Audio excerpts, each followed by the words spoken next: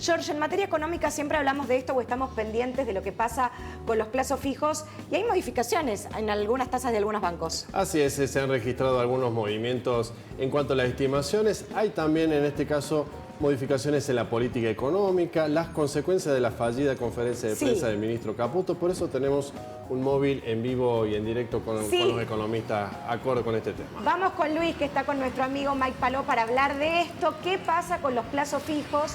¿Y a qué responde? Esto tiene que ver con una desregulación del mercado, por supuesto, que algunas entidades decidieron modificar estos intereses.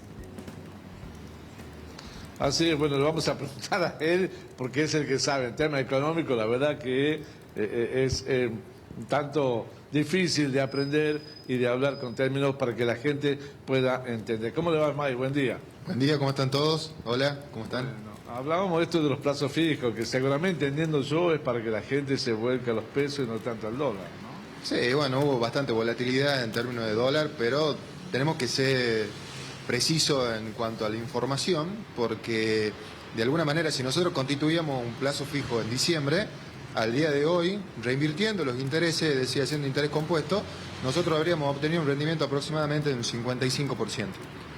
Contra una inflación que fue, si consideramos una inflación de junio alrededor del 5,5%, 5,2% como son las estimaciones, tendremos aproximadamente un acumulado de 83%. O sea, que los plazos fijos en términos de rendimiento viajaron muy por debajo de la inflación en ese sentido. Entonces tuvimos también una caída en la constitución de los plazos fijos en el último mes, en junio, que eso fue informado por el Banco Central, una caída bastante importante en la constitución del plazo fijo y también bastante volatilidad en términos del tipo de cambio, como vos bien decías. Pero creo que esto responde no a una política monetaria precisa, porque no hubo una política de aumento o baja de tasas de referencia del Banco Central, pero sí un anuncio bastante importante la semana pasada entre Caputo y Bausili, en donde decían que era el fin de los pasivos remunerados y que, bueno, iban a empezar a darle a los bancos una letra de regulación monetaria. En ese sentido, y en términos de competencia, los bancos estiman y ven la expectativa de empezar a aumentar un poco la tasa, porque obviamente esta noticia tiene como un background de que en algún momento las tasas pueden empezar a recuperar. Hoy por hoy el plazo fijo perdió todo atractivo, porque además la tasa de referencia en sí la impone el Tesoro. Hay una tasa, las letras de capitalización del Tesoro pagan un 4,25 y un plazo fijo convencional paga un 3% mensual, menos de un 3% mensual. Entonces, a todos esos condimentos responde la última tasa, ¿no? Pero más que nada tiene que ver con que a partir de marzo los bancos compiten por su tasa de interés, entonces para lograr fondeo, lograr dinero del público, están tratando de competir con respecto a la tasa de interés y a cuánto proporciona. Yo creo que están de alguna manera también resignando un poco de ganancia, que era alta. Bueno, resignando un poco. Sí, vos viste, el establishment bancario, totalmente, el establishment bancario viene teniendo muchas concesiones de todos los gobiernos, de Massa y bueno, ahora también con Milei, bueno, ahora con esta implementación de las letras de regulación monetaria, de alguna manera hay que ver cómo se adaptan y cómo trabajan ese excedente de liquidez que tienen. Caro, Jorge, los está escuchando Mike Paló. Muchísimas gracias, Mike. Caro te saluda. Con respecto a esto, si bien se han modificado tasas de interés, por lo menos habían comenzado 8 entidades bancarias, hay que decir que esta actualización no equipara la inflación, o sea, todavía el plazo fijo sigue por debajo. Sí, totalmente, como te digo. Una tasa, los plazos fijos subieron aproximadamente 30 puntos básicos, menos del 0,03%.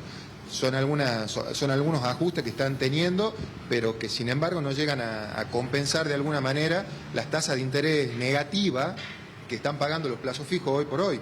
Tenemos una inflación que sigue viajando por debajo de la inflación. ¿Y el resguardo para el pequeño inversor fijo, cuál debería ser entonces? Si ya no equiparamos o no dejamos de perder.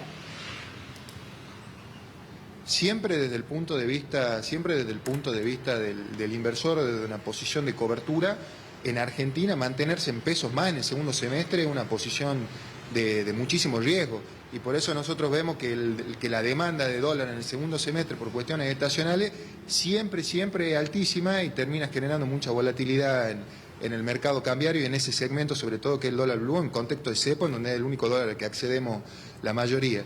Así que, si bien hoy por hoy el dólar hizo lo que... Muchos dicen siempre, sí, no, bueno, el dólar es otro bien más de la economía, diciendo, el dólar muchas veces se comporta como un activo financiero y un activo que tiene ciertas características, ¿no?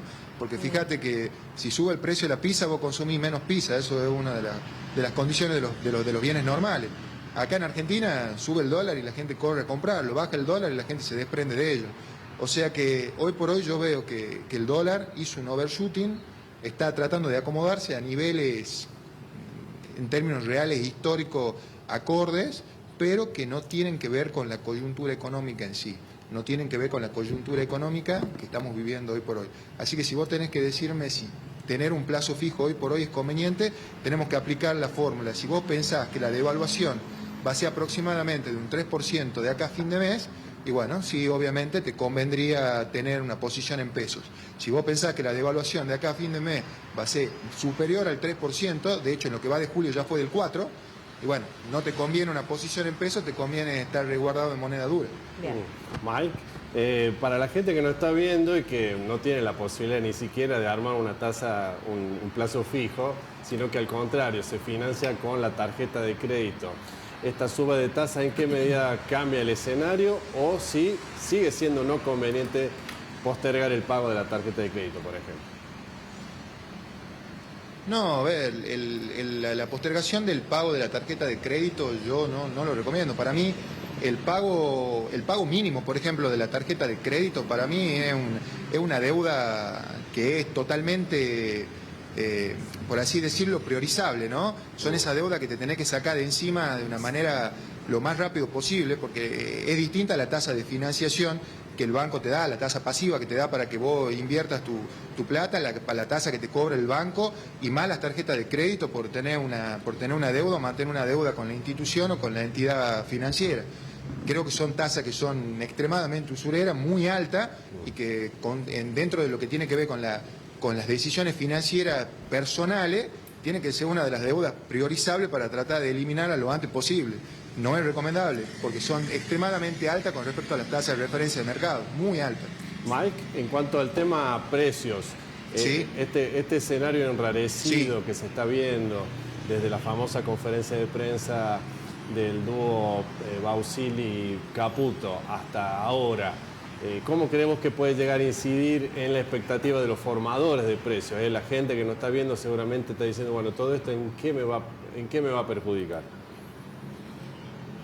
Bueno, ahí ya estamos viendo desde el punto de vista ya de las tasas de interés, algunos efectos microeconómicos, y la gente, si se pregunta cómo puede llegar a alterar de manera cotidiana desde el punto de vista de los precios, todo lo que es el pase de los dólares financieros y el dólar blue, cómo puede llegar a impactar de alguna manera en los precios en la economía, yo pienso que el pass-through no va a ser muy elevado, es decir, no va a haber una transferencia muy fuerte de este contexto de volatilidad cambiaria a los precios.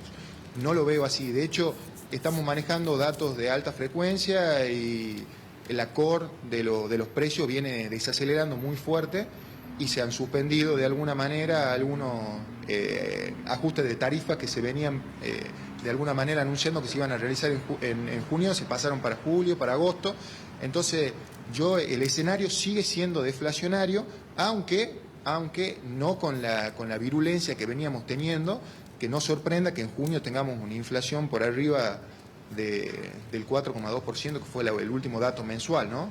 Seguramente vamos a tener una inflación un poquito más arriba, pero con un acorde que se mantiene. Con un acorde que se mantiene por debajo de los 3 puntos, es una buena noticia. Perfecto, Mike. Muchísimas gracias.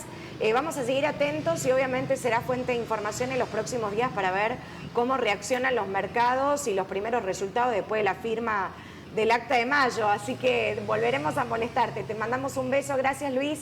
Te esperamos para el próximo contacto periodístico y todo esto actualizado en un ratito en el 8.tv.